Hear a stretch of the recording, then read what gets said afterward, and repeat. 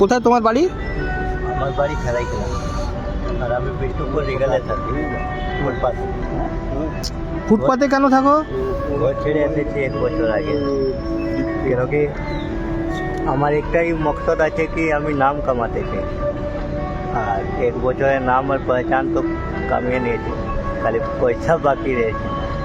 এই বইগুলো যে দেখছো না আপনি, আমি প্রাইভেটে লোন নিয়ে করে তো তুমি যে লোন নিয়ে করেছো, কি করে তুমি এগুলো রিকভার করবে? চেষ্টা করেছিলাম, হোলসেলে গেছিলাম, তো হোলসেলওয়ালা বুক নিতে মানা করেছিল, বললো মার্কেটে চলবে না। এই বইটা নাই, অন্য একটা মা স্টোরি অফ এ ডেডিকেশন, বহুত ভালো স্টোরি। তো ওইটা নিজে আমি ফুটপাতে থেকে আমি 1 বছরে 700টা বিকেছি। বাহ, যে বি নিয়ে গেছে কলেজের মেয়েগুলো ভালো বললো, মোটিভেশনাল স্টোরি আছে। তুমি পড়াশোনা কোথা থেকে করেছো?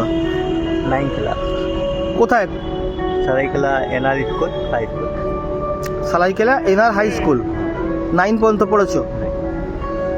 তো এই লেখালেখির ইন্সপিরেশন কোথা থেকে পেলে তুমি?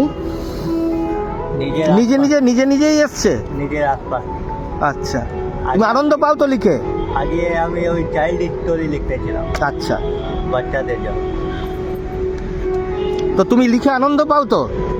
তাহলে একটু কম খেলেও চলবে, আনন্দটাই তো মেন, স্যাটিসফ্যাকশনটা হওয়া জরুরি। আমার সব থেকে বড় সম্মান, সেটাই তো আমি বলতে চাইছি। ঠিক আছে, তোমার জন্য আমরা এখানে যতটা পারার করার চেষ্টা করব, ঠিক আছে?